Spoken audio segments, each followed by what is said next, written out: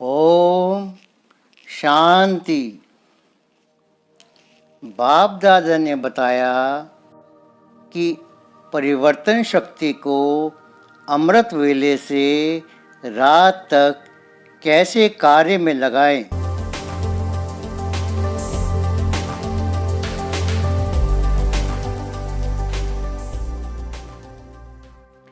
पहला परिवर्तन, आँख खुलते ही मैं शरीर नहीं आत्मा हूँ। ये है आदि समय का आदि परिवर्तन संकल्प। यही आदि संकल्प सारे दिन की दिनचर्या का आधार है।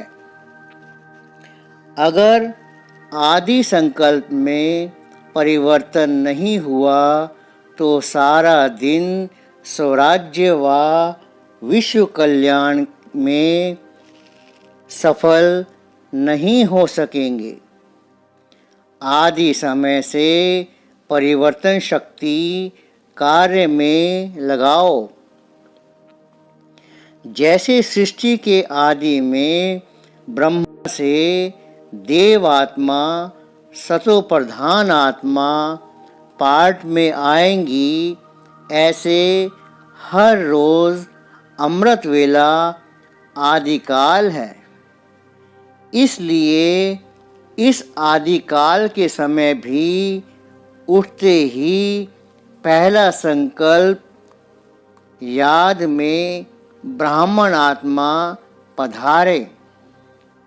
बाप से मिलन मनाने के लिए यही समर्थ संकल्प, श्रेष्ठ संकल्प, श्रेष्ठ बोल, श्रेष्ठ कर्म का आधार बन जाएगा।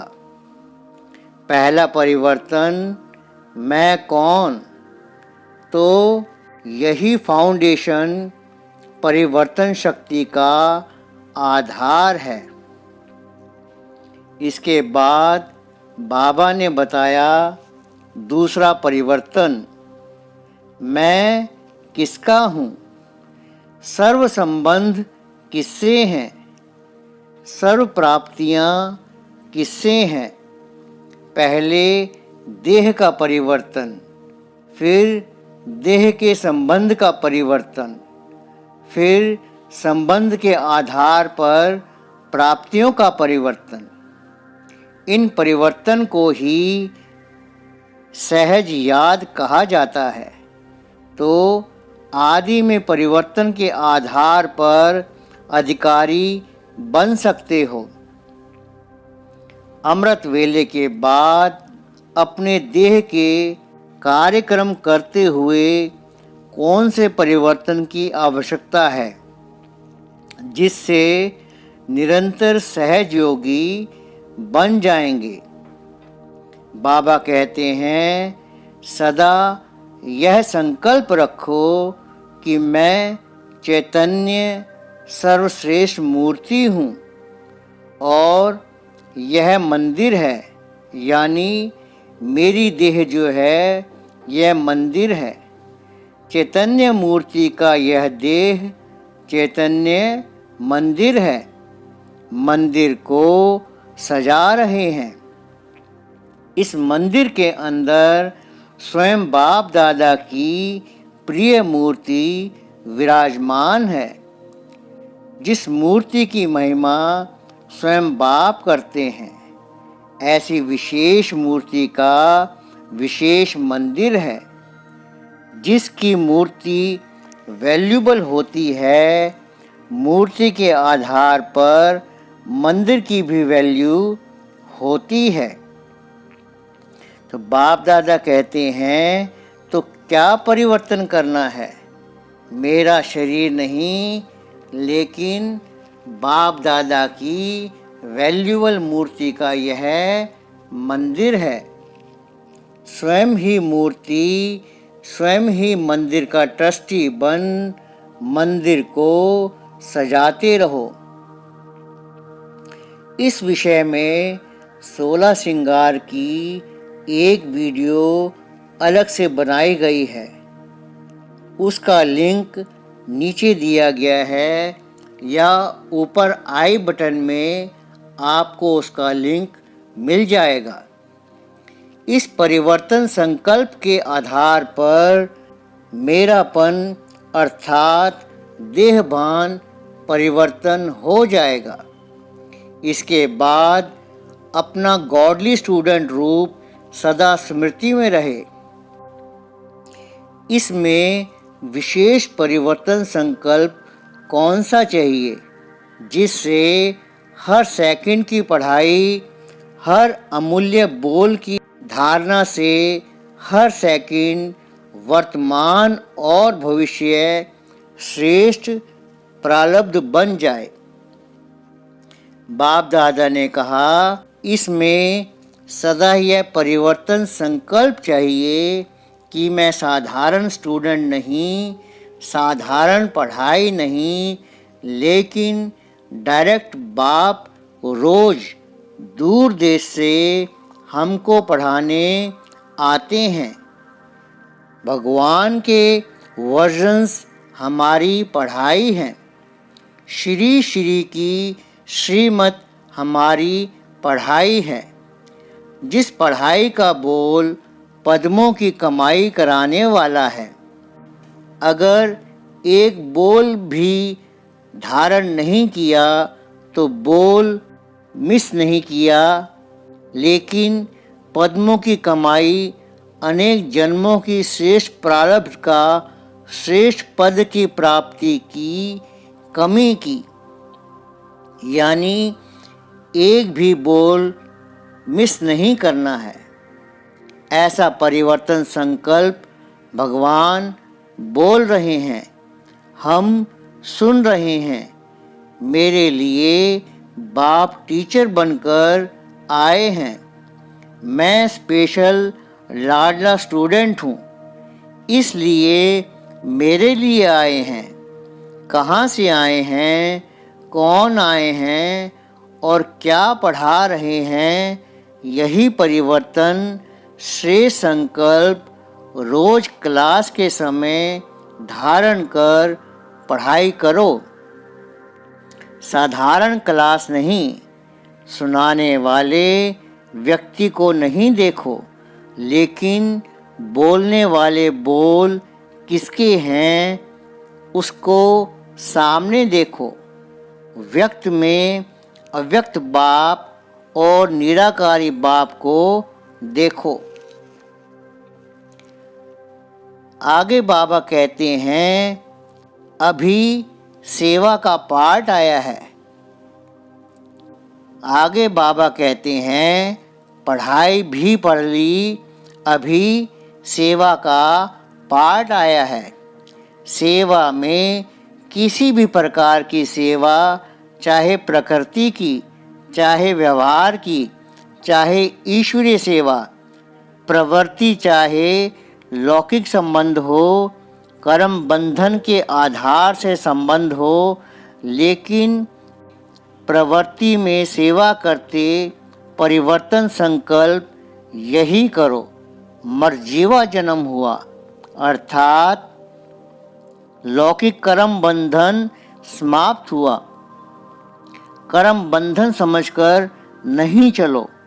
कर्म बंधन सोचने और कहने से ही बंध जाते हो, लेकिन यह लौकिक कर्म बंधन का संबंध अब मर्जीवे जन्म के कारण श्रीमत के आधार पर सेवा के संबंध का आधार है।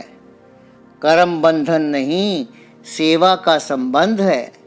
सेवा के संबंध में वैरायटी प्रकार की आत्माओं का ज्ञान धारण कर सेवा का संबंध समझ करके चलेंगे तो बंधन में तंग नहीं होंगे।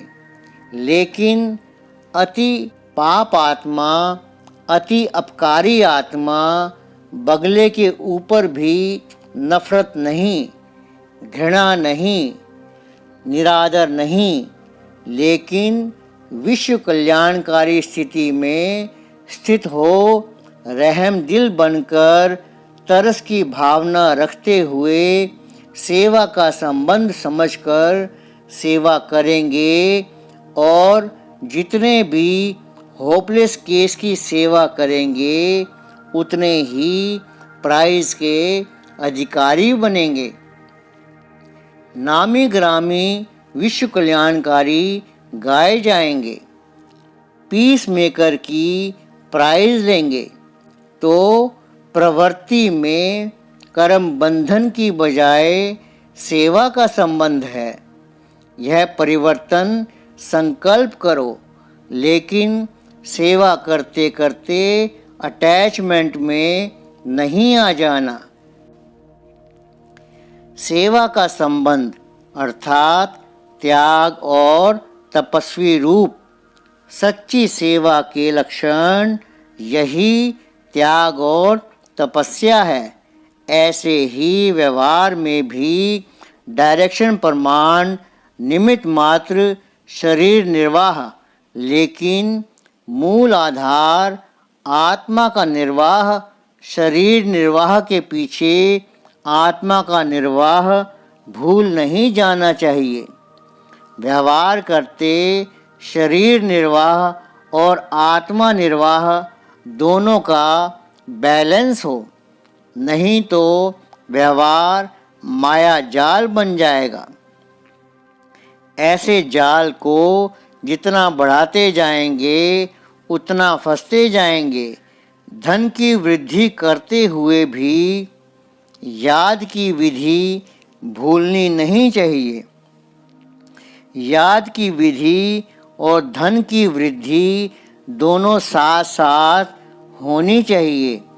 धन की वृद्धि के पीछे विधि को छोड़ नहीं देना है। इसको कहा जाता है लौकिक स्थूल कर्म भी कर्म योगी की स्टेज में परिवर्तन करो। सिर्फ कर्म करने वाले नहीं, लेकिन कर्म योगी हो। कर्म अर्थात व्यवहार, योग अर्थात परमार्थ, परमार्थ अर्थात परम पिता की सेवा अर्थ कर रहे हैं। तो व्यवहार और परमार्थ दोनों साथ साथ रहें। इसको कहा जाता है श्रीमत पर चलने वाले कर्म योगी। बाबा कहते हैं व्यवहार के समय परिवर्तन क्या करना है। मैं सिर्फ व्यवहारी नहीं, लेकिन व्यवहारी और परमार्थी अर्थात जो कर रहा हूँ ईश्वरीय सेवा अर्थ कर रहा हूँ। व्यवहारी और परमार्थी कंबाइंड हूँ। यही परिवर्तन संकल्प सदा स्मृति में रहे तो मन और तन डबल कमाई करते रहेंगे। स्थूल धन भी आता रहेगा और मन में अविनाशी धन भी जमा होता रहेगा। एक ही तन द्वारा एक ही समय मन और धन की डबल कमाई होती रहेगी। तो सदा ये याद रहे कि डबल कमाई करने वाला हूँ। इस ईश्वरीय सेवा में सदा निमित्त मात्र का मंत्र व करण करावन हार की स्मृति का संकल्प सदा याद रहे। करावन हार भूले नहीं तो सेवा में सदा निर्माण ही निर्माण करते रहेंगे। अच्छा, बाबा कहते हैं आगे चलकर अनेक प्रकार के व्यक्ति और वैभव, अनेक प्रकार की वस्तुओं से संपर्क करते हो। इसमें भी सदा व्यक्ति के व्यक्त भाव के बजाय आत्मिक भाव धारण करो। वस्तुओं व वैभवों में अनासक्त भाव धारण करो तो वैभव और वस्तु अनासक्त के आगे दासी के रूप में होगी और आसक्त भाव के आगे चुंबक की तरह फंसाने वाली होगी। जो छुड़ाना चाहो तो भी छूट नहीं सकते। इसलिए व्यक्ति और वैभव के आत्म भाव और अनासक्त भाव का परिवर्तन करो। आगे बाबा कहते हैं, कोई भी पुरानी दुनिया के आकर्षणमय दृश्य अल्पकाल के सुख के साधन यूज करते हो व देखते हो तो उन साधनों का दृश्य को देखकर कहाँ साधना को भूल साधन में आ जाते हो, साधनों के वशीभूत हो जाते हो। साधनों के आधार पर साधना ऐसे समझो जैसे रेत के फाउंडेशन के ऊपर बिल्डिंग खड़ी कर रहे हो। उसका क्या हाल होगा? बार बार हलचल में डगमग होंगे, गिरा कि गिरा, यही हालत होगी। इसलिए यही परिवर्तन करो कि साधन विनाशी और साधना अविनाशी। विनाशी साधन के आधार पर अविनाशी साधना हो नहीं सकती। साधन निमित्त मात्र हैं और साधना निर्माण का आधार है। तो साधन को महत्व नहीं दो, साधना को महत्व दो। तो सदा ये समझो कि मैं सिद्धि स्वरूप हूँ, ना कि साधन स्वरूप। साधना सिद्धि को प्राप्त कराएगी। साधनों की आकर्षण में सिद्धि स्वरूप को नहीं भूल जाओ। हर लौकिक चीज़ को देख, लौकिक बातों को सुन, लौकिक दृश्य को देख, लौकिक को अलौकिक में परिवर्तन करो। अर्थात ज्ञान स्वरूप हो, हर बात में ज्ञान उठाओ, बात में नहीं आओ। आगे बाबा कहते हैं, अभी बाकी क्या रह गया? अभी सोना रह गया। सोना अर्थात सोने की दुनिया में सोना। सोने को भी परिवर्तन करो, लेकिन कहाँ सोएंगे? बाप की याद की गोदी में सोएंगे। फरिश्तों की दुनिया में स्वप्नों में सैर करो, तो स्वप्न भी परिवर्तन करो और सोना भी परिवर्तन करो। आदि से अंत तक परिवर्तन करो। तो बाबा कहते हैं, समझा कैसे परिवर्तन शक्ति यूज करनी है। ओम शांति।